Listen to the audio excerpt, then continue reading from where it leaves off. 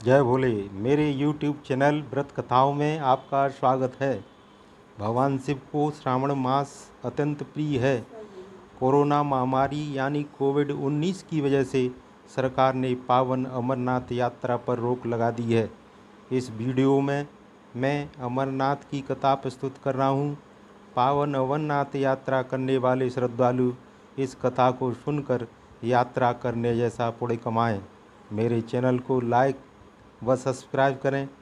पावन अमरनाथ यात्रा की शिव पार्वती कथा इस प्रकार है। एक बार देवी पार्वती ने देवों के देव महादेव से पूछा, ऐसा क्यों है कि आप अजर हैं, अमर हैं, लेकिन मुझे हर जन्म के बाद नए स्वरूप में आकर फिर से वर्षों तप के बाद आपको प्राप्त करना होता है। जब मुझे आपको पाना है तो मेरी तपस्या और इतनी कठिन परीक्षा क्यों?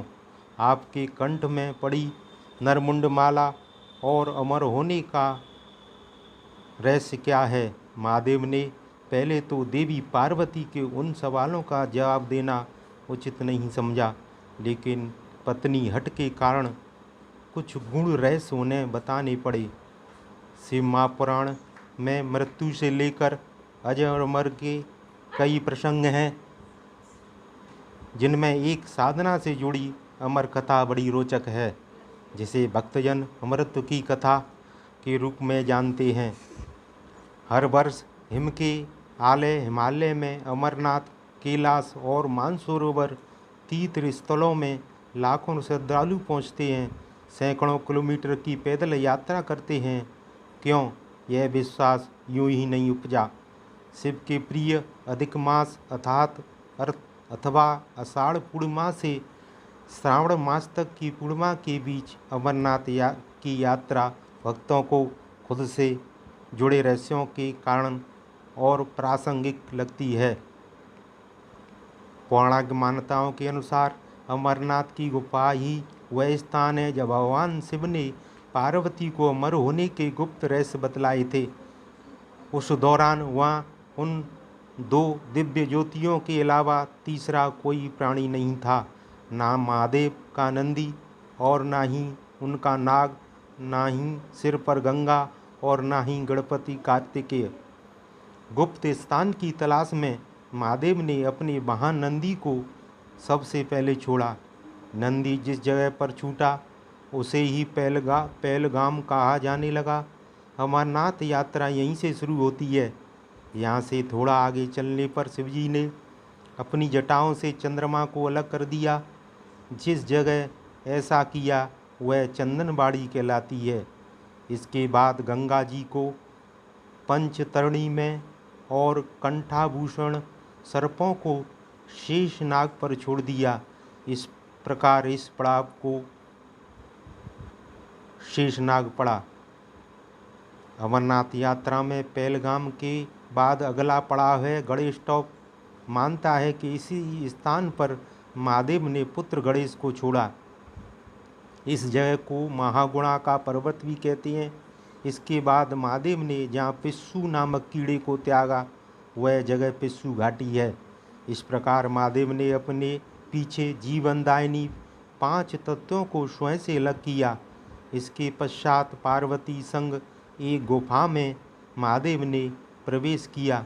कोई तीसरा प्राणी यानी कोई व्यक्ति, पशु या पक्षी गुफा के अंदर घुस कथा को ना सुन सके, इसलिए उन्होंने चारों ओर अग्नि प्रज्वलित कर दी। फिर महादेव ने जीवन के गुण रहस्य की कथा शुरू कर दी। कथा सुनते सुनते देवी पार्वती को नींद आ गई।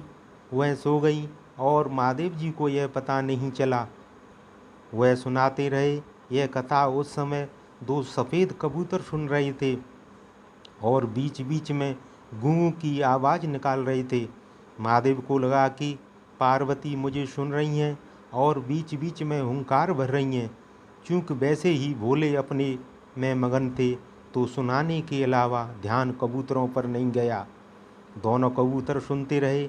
जब कथा समाप्त होने पर महादेव का ध्यान पार्वती पर गया तो उन्हें पता चला कि वे तो सो रही हैं।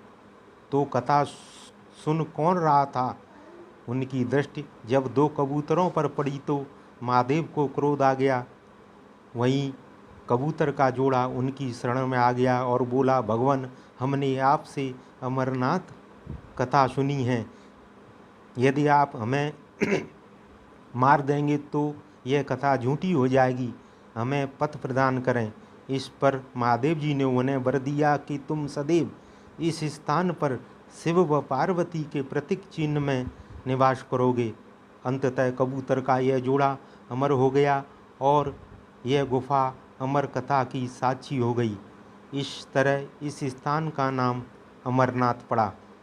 मानता है कि आज भी इन 2 कबूतरों के दर्शन भक्तों को होते हैं। अमरनाथ गुफा में यह भी प्रकृति का ही चमत्कार है कि शिव की पूजा करने वाले विशेष दिनों में बर्फ के शिवलिंग अपना आकार ले लेते हैं। वहाँ मौजूद शिवलिंग किसी आश्चर्य से कम नहीं है।